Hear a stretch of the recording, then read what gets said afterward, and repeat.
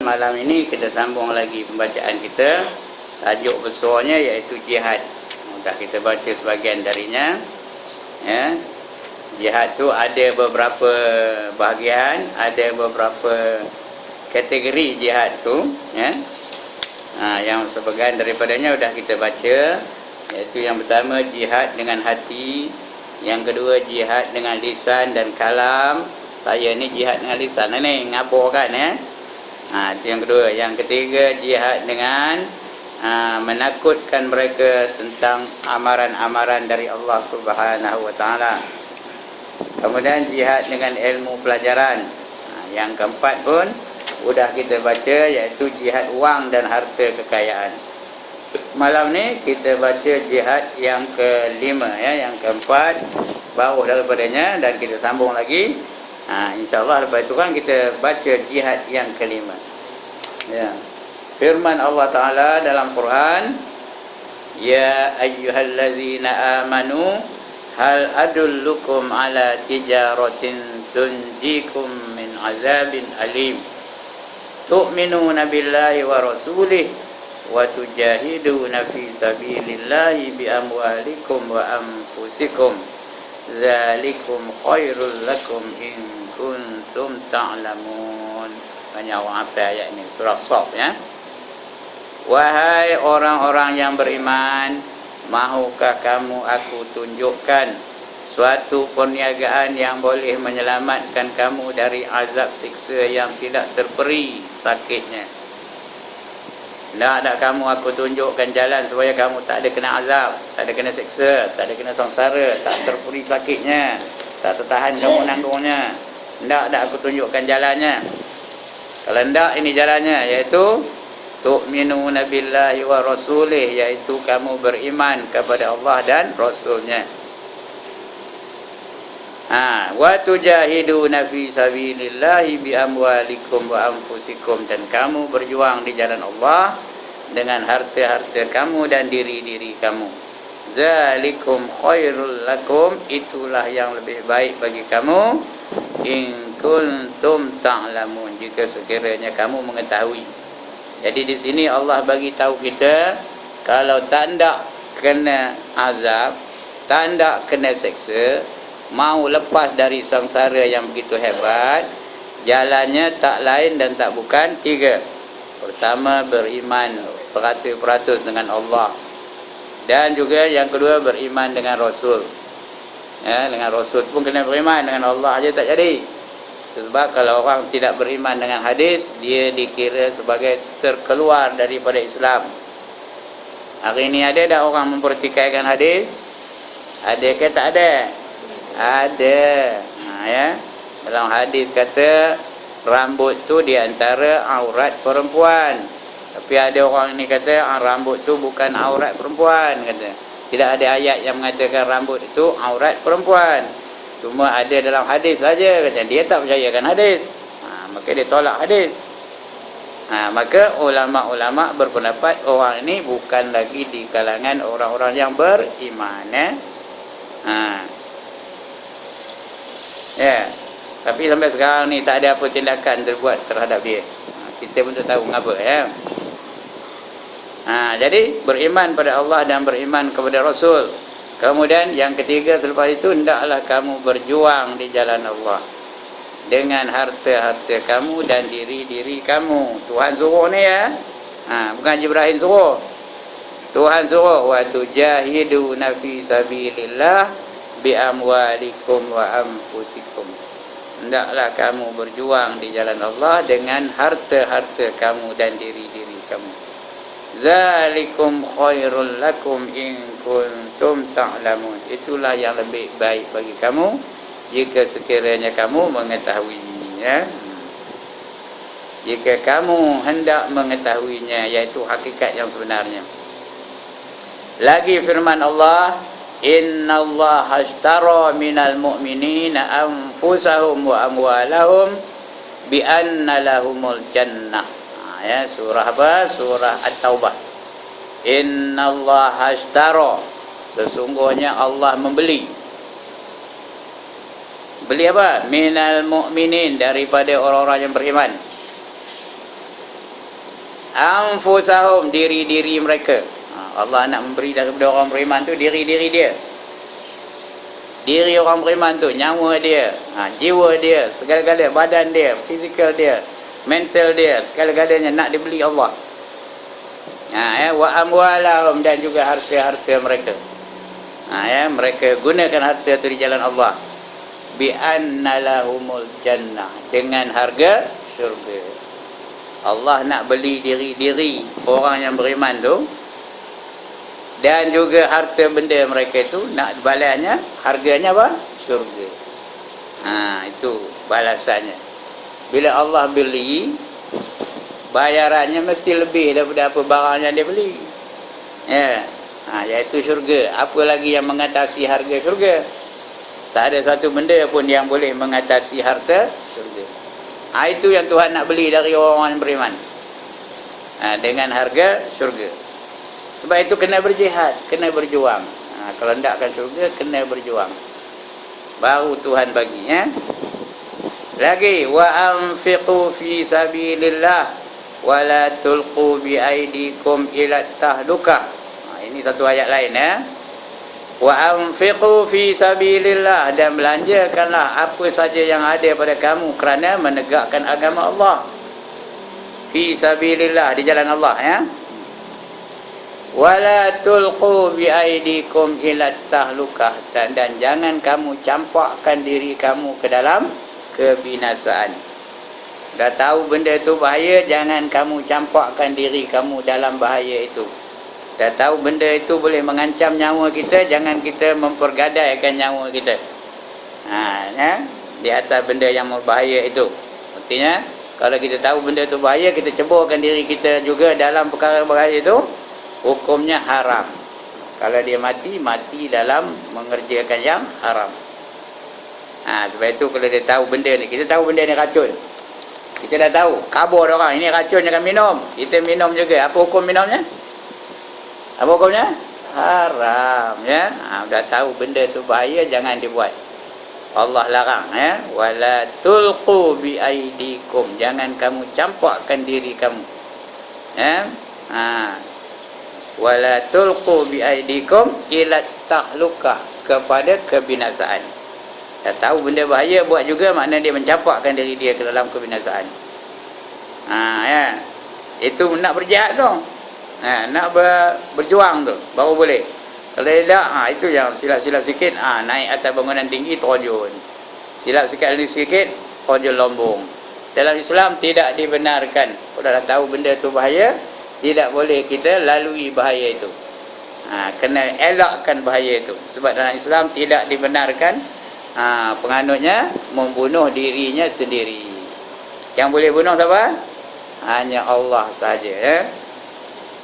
Kemudian firman Allah lagi, masalul ladzina yunfiquna amwalahum fi sabilillah kamasali habbatin ambatat sab'a sanabila fi kulli sumbulatin mi'atu habbah wallahu yudha'ifu liman yasha', kata Allah. Wallahu wasi'un alim. Masalul ladzina yunfiquna amwalahum fi sabilillah, bandingan mereka yang menafkahkan harta mereka di jalan Allah. Macam kejap ni, tabung tu berjalan umpamanya, siapa bubuh duit dalam tabung tu, bandingannya macam mana? Kamasali habbatin ambatat sab'a sanabila fi kulli sumbulatin mi'atu habbah. Adalah ibarat seorang menanam sebiji benih. Macam orang nanam benih lah, benih apa, rambutan ke, royan ke, apa-apalah. Yang tumbuh dari benih tanamannya itu 7 tangkai. Tiap-tiap tangkai ada 100 biji benih. Jadi semuanya berapa? InsyaAllah. Ada 7 tangkai. Tiap tangkai ada 100. Kalau 7 tangkai berapa semua? 700. 700. Maknanya paling common Allah balas balik 700%. Setiap yang kita belanjakan di jalan Allah, Allah balas balik 700%. Mana ada orang berniaga dapat untung 700%, kecuali berniaga dengan Allah, ya. Dengan manusia buat apa, belilah saham mana-mana pun, tak boleh dapat 700%. Ya. ASN, ASB berapa peratus keuntungannya? 7%. Mana dapat 700? 7%. Ya, itu pun sekarang ni kot, ya. Dulu rugi pun langsung. Saham tu harga apa, tinggal 5 kupang je, harga RM1 tinggal 5 kupang je. ASN. Satu masa dulu.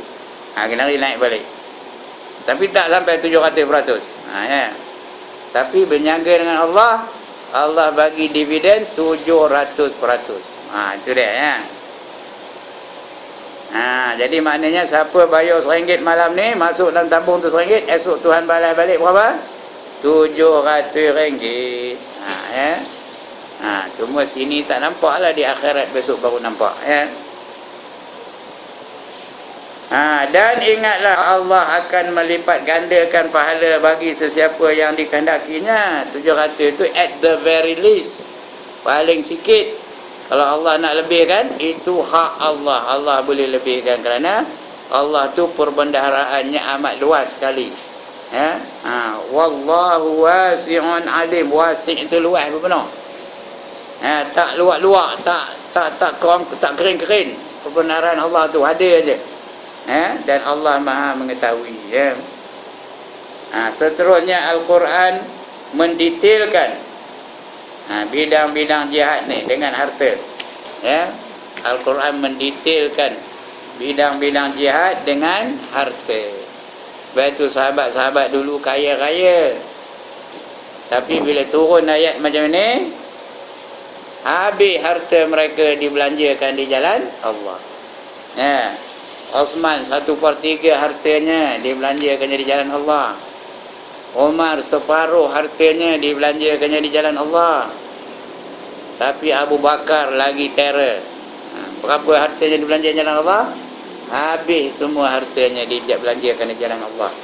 Bila Rasul minta sumbangan untuk perang Tabuk, perang Tabuk tu satu peperangan yang akhirnya tak ada perang pun, nama aja perang Tabuk, saya. Abu Bakar belanja habis semua hartanya. Bila ditanya apa yang tinggal bagimu lagi wahai Abu Bakar, jawab Abu Bakar, memadailah bagi aku Allah dan Rasul. Begitu sahabat dulu dengan harta mereka. Tak ada lokek, tak ada kedekut, tak ada kikir, tak ada bakil, tak ada cikir. Tahu cikir? Orang Gajah kata cikir. Mana kedai orang Lambur tadi? Cikir, tahu?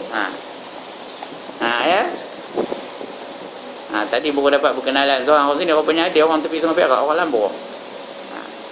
Sekampung lah saya tu. Ya. Cikir orang sana kata, ya. Itu dia. Lagi seterusnya Al-Quran mendetailkan dia melanjutkan, ya, atau memperincikan, ya, bidang-bidang jihad dengan harta. Harta ni banyak detailnya untuk memperlengkapkan angkatan tentera dan angkatan bersenjata. Kalau kita ditakdirkan berperang dengan orang kafir, maka wajib kita menafkahkan harta kita untuk melawan orang-orang kafir tu. Ya, di antara ayat Qurannya, wa a'iddu lahum mastata'tum min quwwatin wa min ribatil qail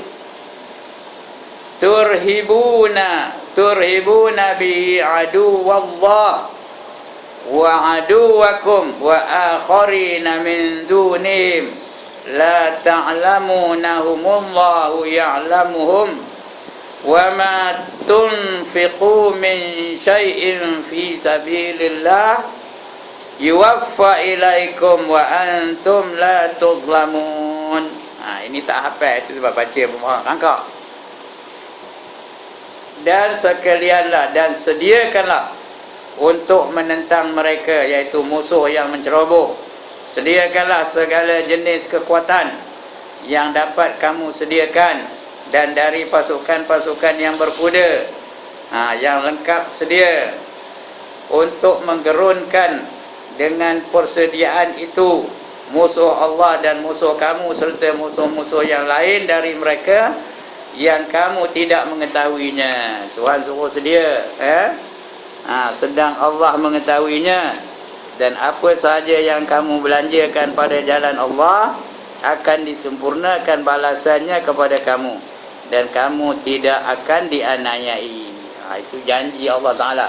Kamu belanja harta kamu di jalan Allah, Allah akan bagi ganjaran yang setimpal dengan pengorbanan kamu. Sebab itu kita orang Islam pun patut mesti ada kelengkapan untuk menentang orang-orang kafir. Cuma hari ini kita anggap itu seolah-olah tak penting, tak perlu. Lalu kita tak ada apa kelengkapannya. Itu sebab dalam dunia hari ini yang paling dihina, yang paling lekeh, yang paling banyak ditindas ialah umat Islam. Pasal umat Islam tak ada senjata yang nak menentang orang-orang kafir. Nak menentang Yahudi, apa senjatanya? Nak menentang Amerika, apa senjatanya? Nak menentang China, apa senjatanya? Di mana-mana pun umat Islam tertindas kerana mereka tidak memiliki perkara-perkara yang patutnya mereka miliki. Sebab itu umat yang paling hina hari ini dalam dunia ialah umat Islam. Kerana kita orang Islam apa tak ada. Yang ada keris saja. Orang bom kita dengan bom kita tunjuk, nah ini keris hang tua, takkan Melayu hilang di bumi. Orang tembak kita dengan Patriot, dengan apa, kapal menentu apa, Patriot apa, peluru berpandu Patriot, kita tunjuk keris, nah ini keris hang tua, takkan Melayu hilang di bumi. Boleh ke menang?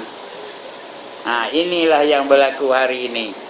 Umat Islam ditindas di Palestin, umat Islam ditindas di Iraq, umat Islam ditindas di Afghanistan, umat Islam ditindas di India, umat Islam ditindas di Kashmir, umat Islam ditindas di Burma, umat Islam ditindas di Filipina dan sebagainya. Kerana kita tak ada senjata nak tunjuk kepada orang kafir. Kita tak ada kekuatan. Sedangkan Allah berfirman dalam ayat lain, wa qatilu fi sabilillahi allazina yuqatilunakum. Berperanglah kamu di jalan Allah seperti mana mereka memerangi kamu. Dia bom kita, kita balas lagi dengan bom. Dia tembak kita dengan rifle, balas dengan rifle. Dia tembak kita dengan Patriot, balas balik dengan Patriot. Patutnya kopi itu, tapi kita tak ada. Kita biarkan orang kafir menguasai bidang persenjataan. Ini yang berlaku hari ini. Maka hinalah umat Islam. Baik. Kemudian untuk keutuhan ikatan kekeluargaan dengan bantuan yang diperlukan, sama ada bantuan dalam keperluan sara hidup, pakaian dan perbelanjaan. Kalau untuk keutuhan ikatan kekeluargaan mesti dibantu. Keluarga yang miskin dibantu dengan keperluan harian mereka. Sama ada sara hidupnya, pakaian dan pelajarannya. Untuk keutuhan ikatan kemasyarakatan, nak bagi masyarakat kita bersatu, dan bagi kuat dan sebagainya, dengan membantu anggota masyarakat yang perlukan bantuan untuk sara hidup dan pelajaran anak-anaknya, seperti bantuan kepada fakir miskin, anak-anak yatim, dan bantuan kepada peminta-peminta. Itu untuk kemasyarakatan. Kalau anak yatim tu dibantu, kalau tak bantu dia kira orang tu pendusta agama. Ara'aital ladzi yukadzibu biddin fadzalikal ladzi yad'ul yatim. Nampakkah kamu tahu ke siapa itu yang menjadi pendusta agama? Mereka itulah yang membiarkan anak-anak yatim, tidak memberi bantuan kepada anak-anak yatim. Begitu juga fakir miskin, dan sebagainya. Itu cara kita. Itu sebab dalam Islam ada sistem zakat. Zakat tu apa? Orang kaya mengeluarkan hartanya untuk membantu orang yang memerlukan bantuan. Sebab ada sistem zakat. Kemudian untuk menyuburkan peri kemanusiaan seperti membantu untuk membebaskan hamba sahaya dan perhambaannya, membantu untuk membebaskan tawanan-tawanan perang, atau memberi bantuan makanan dan pakaian kepada tawanan-tawanan perang, seterusnya membantu pelarian yang meminta perlindungan. Itu dalam Islam. Ya, kalau orang tu perlu bantuan, kita bantu. Kalau orang tu pelarian, bantu dia. Kalau orang tu hamba saya, bebaskan. Dan yang ini kita amalkan sebab hari ini tak ada hamba. Ya, perhambaan tu terhapus dengan cara hidup Islam. Dia bukan terhapus dengan akta. Akta perhambaan masih ada dalam Quran. Tidak mansuh lagi. Ya, artinya hamba tu masih lagi hukumnya dibenarkan dalam Islam. Tapi kalau kita nak cari hamba, tak ada. Kerana sistem Islam itu sendiri dengan dengan sendiri menghapuskan sistem perhambaan. Sehingga sekarang ni tak ada hamba. Ya. Lain-lain sistem terpaksa berperang. Amerika terpaksa berperang di antara Amerika sebelah utara dengan Amerika Selatan. Ingat tak cerita, tak ada ngaji ke tu sejarah Abraham Lincoln? Ada tak dengar orang namanya Abraham Lincoln? Dia menjadi ketua sebelah utara, melawan dengan jeneral apa ke namanya sebelah selatan. Isunya perhambaan. Abraham Lincoln berjuang untuk membebaskan hamba-hamba, sedangkan jeneral ini nak mempertahankan sistem perhambaan. Akhirnya perang saudara antara utara dengan selatan, dan menang Abraham Lincoln pada ketika itu. Itu yang timbul perkataan government of the people, for the people, to the people. Tak pernah dengar ke mana? Tak ada baca, kita dengar sejarah dah dulu. Tidak, ya Allah, ya dengar ya. Ya. Itu dia. Dengan sendirinya terhapus perhambaan kalau ikut sistem Islam. Sedangkan perundangan tentang perhambaan itu masih ada. Sekarang ni masih ada lagi. Tapi tak ada siapa yang yang melaksanakan hukum perhambaan sekarang ni. Tapi masyarakat lain masih ada lagi. Di Amerika tu masih ada lagi perhambaan, tahu. Walaupun mereka mengatakan dah bebas, tapi masih ada lagi. Di England tu masih lagi ada tu. Di Ceruk-Ceruk tu masih lagi ada perhambaan. Walaupun mereka mengatakan dah bebas perhambaan, tapi ada. Jadi ada sistem untuk masyarakatnya. Itu sistem Islam ni. Ada sistem untuk kekeluargaan, ada sistem untuk keutuhan kemasyarakatan, ada sistem untuk menyuburkan peri kemanusiaan, dan sebagainya. Itu lengkap Islam tu. Dalam bidang apa pun ada. Sebab itu kita tak boleh ikut sistem yang lain melainkan sistem Islam. Tak boleh. Itu tadi Allah sebut, wa man yabtaghi ghairal islami dina falan yuqbala min wa huwa fil akhirati minal khasirin, kata Allah ya. Barang siapa mencari satu sistem yang lain daripada Islam, maka sekali-kali tidak diterima oleh Allah darinya, dan orang itu tergolong ke dalam golongan orang-orang yang rugi. Kemudian apa kata Allah lagi? Wasailin wa fir riqab wa atal mal ala hubbihi zawil qurba wal yatama wal masakin wa ibnas sabil.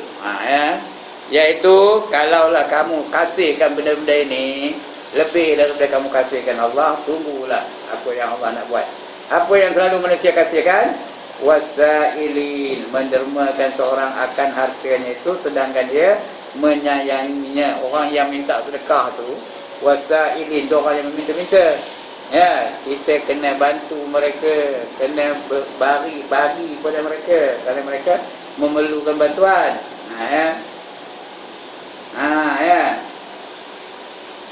Begitu juga wafir riqab, dan juga kerabat-kerabat, kepada kerabat-kerabat, kepada kaum kerabat. Wa atal mal ala hubbi zawil qurba, dan juga orang-orang miskin, orang-orang yang terlantar dalam perjalanan, wa ibnas sabil wal masakin, orang miskin, wa ibnas sabil, orang yang dalam perantauan, orang yang musafir. Inilah orang-orang yang perlu kita bela, yang perlu kita bantu, yang perlu kita tolong. Yang pertama wasailin, orang yang meminta-minta. Wafir riqab, hamba yang nak bebas. Dia kata tuannya, kalau kamu bayar sekian banyak baru kamu boleh bebas. Orang habis itu kita kena bantu mereka supaya dapat mengeluarkan wang secukupnya supaya mereka bebas dari perhambaan. Kemudian wa atal mal, orang yang memberikan hartanya, ala hubbihi, yang dikasih sangat kepada harta itu, patut beri kepada siapa? Zawil qurba, kepada keluarga yang hampir. Lagi wal yatama, kepada anak-anak yatim. Wal masakin, apa itu wal masakin? Kepada orang-orang yang miskin. Wa binas sabil, dan kepada orang-orang yang dalam musafir. Dan mendermanya seseorang akan hartanya sedang ia menyayanginya kepada kaum kerabat dan anak-anak yatim dan orang-orang miskin dan orang-orang yang terlantar dalam perjalanan, dan kepada orang-orang yang meminta, dan untuk memerdekakan hamba sahaya. Ini orang yang perlu kita bantu. Tapi hari ini kadang-kadang kita tak peduli, tak apa ya. Kita tak ambil heran, taklah siapa nyuruh minta zakah, tapi tak projek. Itu jihad yang keempat. Yang kelima, jihad dengan badan atau diri dan nyawa. Anfusakum, badan diri mereka, dan juga jiwa raga mereka. Itu jihadnya, itu jihad perang betul tu. Inilah jihad yang paling berkesan. Jihad inilah yang sebenarnya berkesan. Dengan harta itu berkesan juga, tapi berkesan lagi kalau dia pergi berperang. Itu sebab di zaman Rasul, di zaman Nabi-Nabi sebelum itu, mereka berperang. Dan salah satu dosa yang besar dalam hadis ialah orang yang lari dari medan peperangan. Kalau kita berperang melawan tentera-tentera kafir, kita lari dari medan peperangan, artinya kita telah melakukan dosa yang besar. Ada 7 dosa besar tu. Yang nombor 6, lari dari peperangan. Inilah jihad yang paling berkesan, yang diistilahkan oleh Al-Quran sebagai Al-Qital. Al-Qital ni berperang, berperang, perang dengan badan. Al-Qital. Qital tu artinya pancung, takut, tahu takut. Itu qital. Putihkan tadi itu dengan qital. Itu namanya qital. Inilah jihad yang dimaksudkan oleh ulama fiqh. Ulama fiqh ini kata jihad yang sebenarnya. Oleh kerana itu, maka inilah jihad yang menjadi tumpuan kajian dan bahasan kitab-kitab fiqh atau kitab-kitab perundangan Islam. Ulama-ulama banyak membahaskan tentang jihad badan ni, jihad jiwa raga ni. Dalam kitab-kitab tersebut telah dikhususkan satu bahagian yang tersendiri yang dinamakan bab al-jihad. Kitab-kitab fiqh mesti ada satu bab namanya bab jihad, bab al-jihad. Dan hadis pun ada hadis tu di komponnya hadis ini tentang ekonomi, hadis ini tentang mayang, hadis ini tentang puasa, hadis ini tentang haji. Ada satu bab jihad ada juga. Bacalah hadis Muslim, ada hadis Bukhari, ada bab jihad di situ. Bab al-jihad atau babul jihad oleh ahli perundangan Islam telah dijelaskan secara meluas dan terperinci. Maksudnya meluas tapi terperinci segala perkara yang berhubung dengan jihad tersebut dari semua sudutnya, dari semua aspek ada. Kena buka lah kitab-kitab besar tu ya. Kitab ini besar juga tapi tak ada yang terperinci bab jihadnya. Kerana ini bukan kitab fiqh ni, ini apa? Nak memahami Islam. Tajuknya pun manusia dan Islam. Nak memahami apa kehendak Islam tu. Itu kita baca kitab ini. Dia melingkupi berbagai-bagai aspek. Baik, jihad di medan perang termasuk dalam maksud peperangan, tetapi bukanlah semestinya setiap peperangan yang dilancarkan oleh umat Islam itu adalah perang jihad. Peperangan yang diistilahkan dengan perang jihad itu ialah peperangan kerana jalan Allah atau fi sabilillah. Banyak orang perang tapi kalau bukan fi sabilillah, masuk neraka. Dia nak fi sabilillah baru masuk syurga. Di akhirat esok akan ditanya Allah orang yang mati syahid tu. Dalam dunia ni dia dikira macam mati syahid, diselenggarakan jenazahnya macam orang mati syahid. Nanti di akhirat Allah akan tanya seorang-seorang, "Ngapa kamu mati wahai fulan?" Jawab bulan tu, aku mati kerana mempertahankan agama kamu. Apa jawab Allah? Kamu tipu, kamu merang, katanya. Kamu bukan mati dia untuk aku, kamu mati kerana nak tunjuk keberanian. Seorang lagi tanya, mengapa kamu mati? Aku mati di jalan kamu, berperang untuk mempertahankan agama kamu. Kamu tipu, kata Allah. Kamu berperang bukan untuk mempertahankan agama aku, kamu berperang untuk mengambil harta rampasan, katanya. Macam itulah sebenarnya. Ada golongan-golongan yang begitu, ya, mati di dalam peperangan tapi akhirnya masuk neraka. Yang masuk syurga, yang mati syahid tu orang yang benar-benar berperang di jalan Allah, kerana Allah, untuk Allah. Ya, apa saja dia buat semata-mata untuk Allah. Kita dah janjilah. Tadi ada janjilah. Tadi maghrib tu ada janjilah. Inna salati lagi, wa nusuki lagi, wa mahyaya wa mamati lagi, lillahi rabbil alamin. Sesungguhnya sembahyang aku, ibadah aku, hidup aku, mati aku, semata-mata kerana Allah seru sekalian alam. Itu janji kita tu, ya. Jadi apa saja kita buat mesti menepati janji. Kalau tidak, kita dikira sebagai orang munafik, cakap tak serupa fikir. Baik, itu dia. Jihad di medan perang termasuk dalam maksud peperangan, tetapi bukanlah semestinya setiap peperangan yang dilancarkan oleh umat Islam itu adalah perang jihad. Bukan semesti itu, ya. Peperangan yang diistilahkan perang jihad itu ialah peperangan kerana jalan Allah atau fi sabilillah. Atau maksudnya litakuna kalimatullahi hiyal ulya, agar kalimah Allah itu mulia di atas muka bumi. Kalimah Allah itu maksudnya apa? Hukum Allah. Agar hukum hakam Allah dilaksanakan di atas muka bumi ini. Itu perjuangan kita.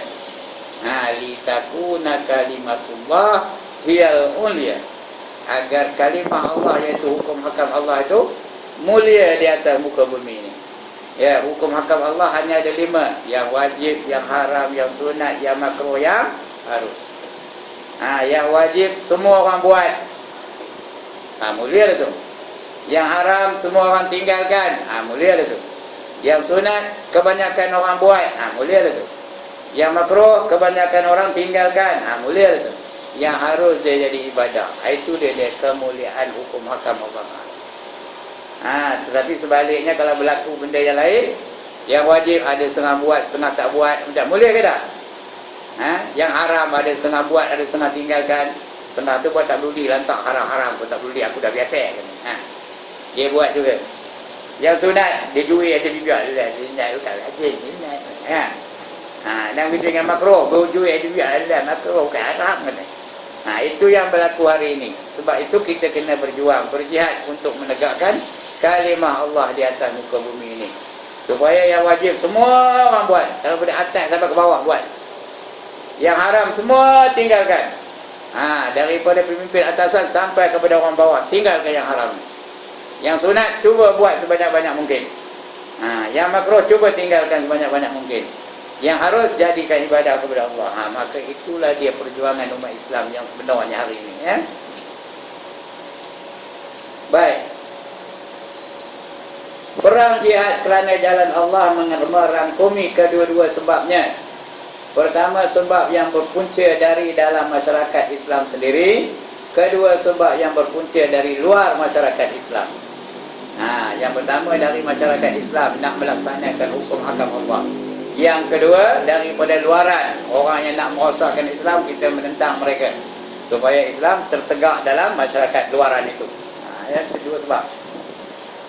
Tengok, perang jihad yang berpunca dari dalam terbahagi kepada 2. Ini dari dalam, ada 2 bahagian.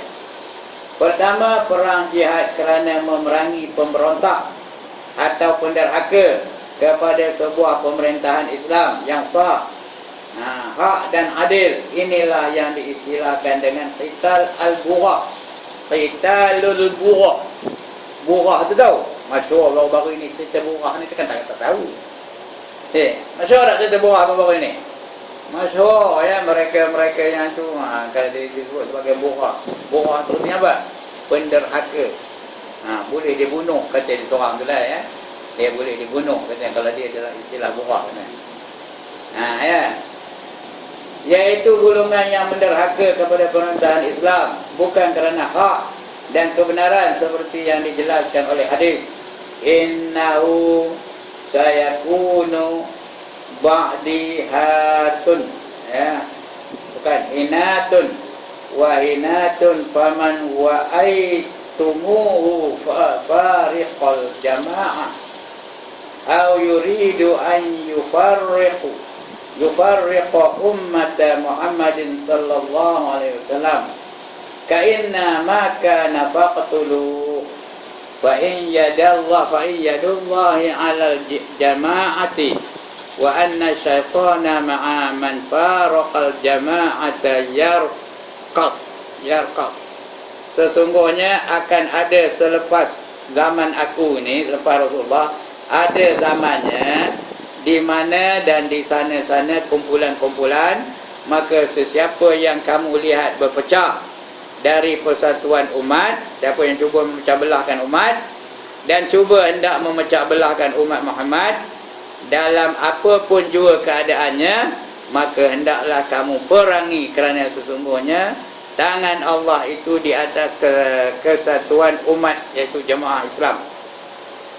Dan sesungguhnya syaitan itu akan berlari-lari bersama orang yang berpecah dari jemaah. Siapa berpecah dari jemaah Islam, maknanya dia terpengaruh dengan syaitan. Ya. Dan sebab itu orang yang memecah belahkan masyarakat boleh apa? Boleh diperangi. Dia dikira sebagai burah. Burah itu artinya pemberontak dan boleh halal darahnya di sisi Islam. Tapi tengoklah macam mana ya. Bukan asal menentang aja dia dikira burah, tidak. Sampai memecah belahkan masyarakat Islam. Ya, orang Islam nak menegakkan hukum-hukum dalam masyarakat. Tapi pemerintah tak nak umpamanya, maka mereka pun mengadakan pemberontakan ataupun demonstrasi umpamanya untuk menegakkan hukum Allah. Tapi syaratnya untuk menegakkan hukum Allah. Maka yang itu kita tak boleh kata mereka itu sebagai burah. Tapi kalau mereka nak memecah belahkan masyarakat supaya terhapus hukum Islam, terhapus hukum hakam dalam Islam ni, maka itu betul burah. Boleh diperangi mereka, boleh bunuh, halal lah darah mereka di sisi Islam. Tapi tengok mereka tu, orang yang nak memperjuangkan Islam ke atau orang yang nak merobohkan Islam. Kerana dia ada dua tujuan tu, ya. Itu yang pertama. Yang kedua, perang jihad. Kerana orang menentang dia lah, orang nyerang dia. Perang jihad kerana memerangi puak-puak pengacau dan pelaku huru-hara, atau untuk menghapuskan perompak-perompak dan lanun-lanun yang melakukan keganasan atau kerosakan dan kefasadan ni kerosakan fasad di muka bumi, membuat kerosakan di muka bumi. Inilah yang disilakan qital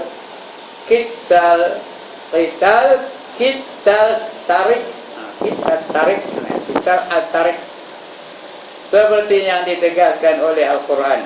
Innama jazaa'ul ladzina yuharibuna Allah wa rasulahu wa yas'auna fil ard fasadan an yuqattalu aw yusallabu aw yuqatta'a aydihim wa arjuluhum min khilafin aw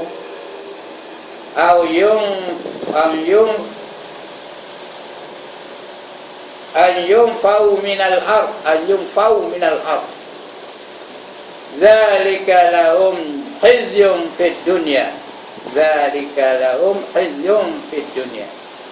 hanya saja balasan orang-orang yang memerangi Allah dan Rasulnya serta melakukan bencana kerosakan di muka bumi ialah dibalas bunuh. Ini ada ayatnya. Orang yang melakukan kerosakan Perompak-perompak, lanun-lanun, pengacau-pengacau, memang boleh dibunuh mereka. Ya. Kalau mereka membunuh sahaja dengan tapak, dengan tapak perampas, dia merampas tapi bunuh, ya. Asalnya nak merompak tapi dibunuh orang tu. Jadi boleh dibunuh. Atau dipotong kalau mereka membunuh dan merampas. Atau dipotong tangan dan kaki mereka berselang-selang. Itu kalau mereka tidak membunuh orang, dia mencuri saja. Dipotong tangan dia berselang-selang. Mula-mula potong tangan kanan, lepas tu potong kaki kiri, lepas tu potong balik tangan kiri, lepas tu potong pula kaki kanan, selang-selang, ya. Iaitu orang yang merampas tu kena buat begitu juga, tapi tak membunuh, ya. Atau dibuang negeri kerana mereka hanya mengganggu ketenteraman umum. Hukuman yang demikian itu adalah sesuatu kehinaan di dunia bagi mereka. Ya, orang yang potong tangan tu dapat tak dia mencuri lepas itu? Kalau kita ikut orang Islam dia mencuri itu pula ada harga yang tertentu. Kalau setakat mencuri selipar tak ada pula potong tangan, ya. Ada nilai-nilai yang tertentu. Kalau sampai ke bulan nilai itu, maka hendaklah dipotong tangannya. Kalau kita potong tangannya lepas itu, boleh ke dia mencuri? Boleh kan? Mencuri juga, potong pula kakinya sebelah kiri. Mencuri juga, potong pula tangan sekali lagi sebelah kiri pula. Mencuri juga, potong pula kaki sebelah kanan. Begitu, ya. Lepas itu boleh mencuri lagi. Kita kodong kaki tangan. Tapi kalau kita masukkan dalam penjara, boleh tak dia melakukan maksiat itu lagi? Dia masuk jail 6 bulan sebab mencuri ayam aja. Dalam jail berjumpa dengan orang. Mikir ngapa masuk jail? Jawab orang tu teman muka orang kata, muka rumah kata. Ya. Tidak kesedar tuan rumah tu hidup katanya. Macam mana kamu nak belajar ke? Biar aku ajar katanya. Udah dia pun ngajar jampi macam mana rumah tu dipukau supaya orang tu tak bangkit. Dia pun ajar lah. Nyanyi song mata kaji semalam pun udah tidur aja orang rumah tu. Jadi pencuri tadi dia mula-mula mencuri apa? Curi ayam aja. Bila dia ajar tu udah jadi pakar pecah rumah pula. Itu jumpa pula orang yang mencuri kereta. Kamu ngapa masuk jail ni? Teman curi kereta katanya. Tidak ke berbunyi kereta tu sampai alam bunyi? Senang aja kamu nak belajar, kau ajar. Lama-lama udah dia pandai. Ngajar curi kereta supaya tak berbunyi alam tu. Itu jumpa pula orang yang mencuri derayan. Dia masuk jail sebab curi derayan.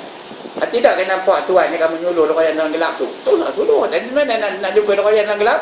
Senang aja, kau ajar kamu ni. Kamu beli guni, jangan buat ni tau. Ngabur aja. Kamu beli guni, ikat guni tu pada kaki. Itu kamu jalan dalam semak tu mereleh je kaki. Tahu mereleh? Dengan angkat kaki tu. Mereleh je kaki tu. Kalau lekat derayan tu, dia lah tu kena. Jadi mana dia asalnya mencuri. Kerana apa? Mencuri ayam je. Lepas tu dia dah menjadi pakar pecah rumah, pakar apa mencuri tokak. Pakar lagi apa? Pakar mencuri derayan dan sebagainya. Jadi dia tak tertegah daripada melakukan maksiat itu. Tapi kalau potong tangan, mana nak curi lagi? Kalau potong kaki, mana nak curi lagi? Mana tuan-tuan yang pernah pergi ke Mekah tahulah. Tapi kena ikut payah sikit nak bukan payah sikit nak membuktikan. Zaman saya pergi mula-mula dulu tahun 80 tahu. Kedai tu biasa aja, tak ada macam sekarang ni kedai tinggi-tinggi besar-besar. Dia tu kerja pengurus wang. Tahu apa pengurus wang? Money changer. Ya. Dia bawa duit tu duduk tepi jalan aja, di simpang-simpang jalan. Meja opini tu ada dawai sini, ada dawai kiri kanan begitu, ada klip. Tahu apa klip? Yang diklip tu apa? Duit lah, duit Amerika ada, duit England ada, duit Eropah ada, duit apa? Berjuta-juta tu keliling tu, tahu? Datang orang bawa nak duit Brunei, ni duit Brunei. Dia bawa duit Brunei nak duit Arab, bagi duit Arab. Begitulah. Ya. Berjuta-juta duitnya, tak ada pun orang merompak, tak ada pun orang curi. Pasal apa? Pasal berjalan undang-undang Islam. Ya, Allah pelihara nakalam minallah, ada pencegahan dari Allah. Jadi orang tak terbuka hatinya pun nak melakukan pencurian. Ya. Saya pergi tahun 80 tu, tak ada pun yang kena tangkap pun. Apa pun tak. Cuba try buat depan polis, depan inilah, depan balai dengan senam ni. Cuba try buat kopi tu. Macam. Tak sampai 2 hari hilang lah tu, ya. Datang dah perompak. Ya. Begitu juga mas, kedai mas masa dulu. Bukan ada kedai kopi ni. Kedai tu terbuka aja. Bila time waktu sembahyang, ditutup dengan kedai tu dengan kain, lepas tu dia pergi ke masjid sembahyang. Allahu Akbar. Tak ada kena curi pun. Cuba try buka kedai mas di kampung sini tu buat kopi tu macam. Ya, pasal apa? Tidak ada penjagaan dari Allah Subhanahu wa taala. Baik.